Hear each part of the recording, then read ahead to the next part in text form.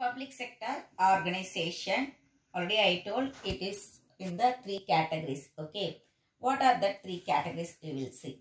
Before that, first you should know about the two types of the public sector organizations.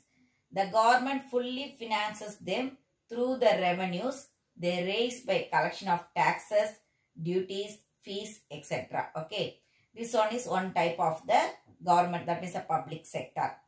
And in this one, government holds more than 51% of the total share capital of the company, which comes under various ministers. The enterprises are established with service motive alone. Next one, second one is the largest sector, which works for the upliftment of the people by providing the services like postal, railway, providing security, education, and health, like that. That means what are the two types of the public sector organization I am saying. What are the two types of public sector? One is either it may be fully financed by the government, otherwise 51% of the share the government it will hold. And next one is the service sectors, all the service sectors, that means the postal service, railway service, that means education, health, everything comes under the government. The two types of the sectors. The second one is to uplift the people. Okay, to uplift the people. The second one is that the service sector they are doing that. Next, what are the organs of the public sector? Okay, what are the organs? Organs only I say three organs there. Administration by a government department, the joint sector companies, and public corporation. Third one is the public corporation. First, administration by a government department. What is that one? It is very common almost in all countries. What are they? Post and telegraph, railways, port, trust, irrigation projects, everything comes under this one. The joint sector companies. It is governed by a company law and controlled by the government as principal major shareholders. Major shareholders, what I said, at least 51% of the share, isn't it? That means that one comes under the joint sector companies. Indian Oil, everything comes under the joint sector companies. Public corporation. Type of organization is the establishment of public corporation by the state of the parliament of legislator. By the state alone, by the state of the parliament of legislator alone, the sector it will start. Okay. What are they? In our country we are having that means LIC, Air India, Reserve Bank of India, Electricity Board, everything comes under the public corporation.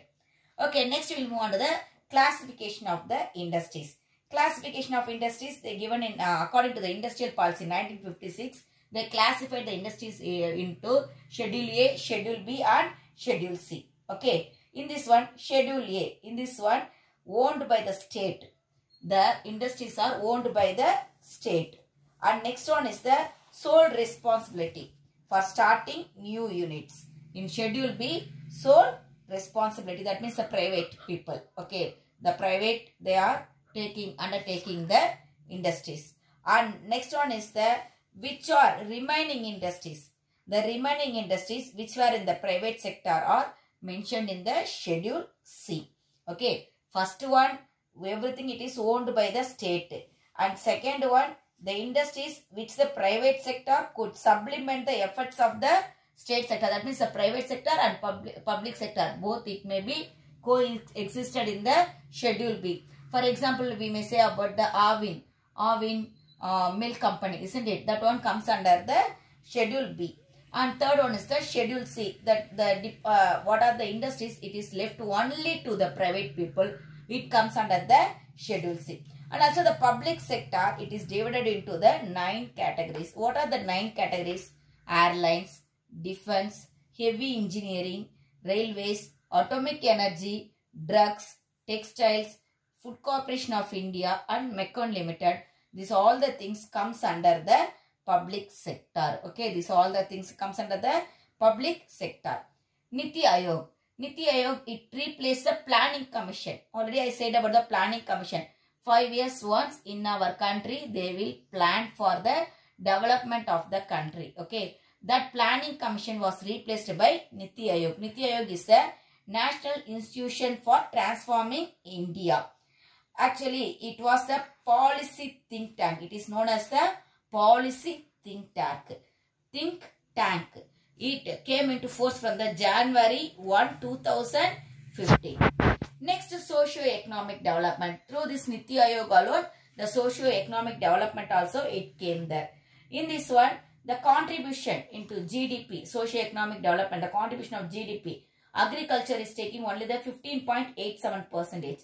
Service sector, it only having the more there, 54.40%. Industrial sector, 29.73% alone. What are the socio-economic development only they are saying? This one I told about the gross domestic product.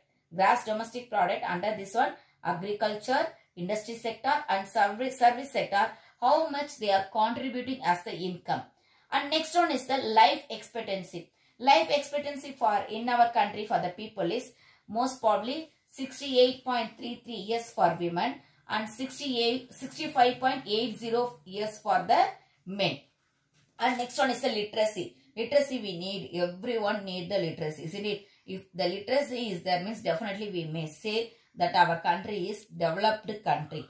For that purpose, what they are doing in our country, the government is taking the Sarva Shiksha Abhiyan. They have started the Sarva Shiksha Abhiyan, that is SSA. Short formally it is known as the SSA. It was India's flagship program. It is implemented for making free and compulsory education to the children of 6 to 14 years.